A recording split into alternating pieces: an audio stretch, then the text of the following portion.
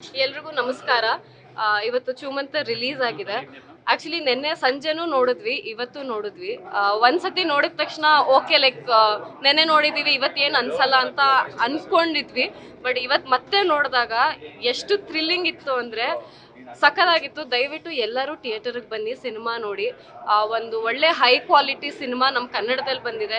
ನಾವು ಸುಮ್ಮನೆ ಇಂಗ್ಲೀಷಲ್ಲಿ ಹಂಗೆ ಮಾಡ್ತಾರೆ, ಹಿಂದಿಲಿ ಹಂಗೆ ಮಾಡ್ತಾರೆ, ಹಿಂಗೆ ಮಾಡ್ತಾರೆ ಅಂತ ಹೇಳ್ತೀವಿ.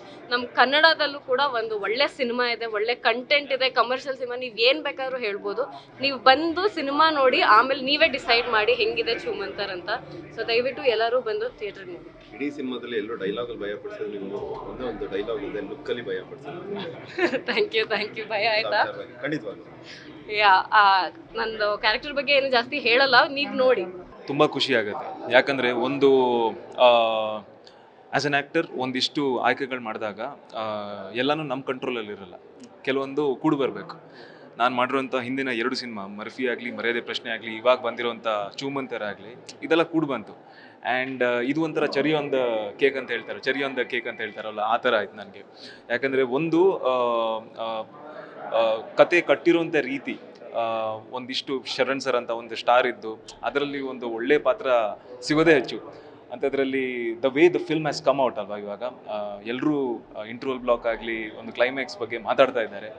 ಹಾಗೆ ನಾನು ಆವಾಗಲೇ ಹೇಳಿದ್ದೆ, ನಾನು 2 ವರ್ಷದ ಹಿಂದೆ ಕಾಂತಾರ ಸಿನಿಮಾಗೆ ನಾನು ಕಂಪೇರ್ ಮಾಡೋದಂತಲ್ಲ, ಬಟ್ ನನಗೆ ಅದೇ ನೆನಪಾಯ್ತು ಇವತ್ತು, 2ನೇ ಸತಿ ಇವತ್ತು ನೋಡಬೇಕಾದ್ರೆ ಸಿನಿಮಾನ.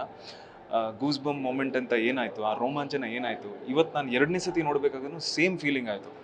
That is something like especially Anjaneya Swamy ಅಂದರೆ, ಈಗ ನೋಡಿ ಎಲ್ಲ ಮನೆಯಲ್ಲೂ ದೆವ್ವ ಭೂತ ಏನೇ ಒಂದು ಇದ್ರು, ಏನೇ ಒಂದು ನೆಗೆಟಿವ್ ಎನರ್ಜೀಸ್ ಇದ್ರೂ ಹನುಮಾನ್ ಚಾಲೀಸ ಓದಿ ಅಂತ ಹೇಳ್ತಾರೆ. ಸೊ ಪ್ರತಿಯೊಬ್ಬರಿಗೂ ಇದು ಕನೆಕ್ಟ್ ಆಗುತ್ತೆ. ಆ್ಯಂಡ್ ನನ್ನ ಮನೆಯಲ್ಲೂ ಅದೇ ಹೇಳ್ಕೊಂಡು ಬಂದಿರೋದ್ರಿಂದ ಪರ್ಟಿಕ್ಯುಲರ್ಲಿ ಆ ಮೊಮೆಂಟಲ್ಲಿ, ಆ VFX ಅಲ್ಲಿ ಆ ಒಂದು ಇಮೇಜ್ ನೋಡಿದಾಗ ವಾವ್ ಅಂತ ಅನಿಸ್ತು. So to be a part of some film like this, it is my good luck.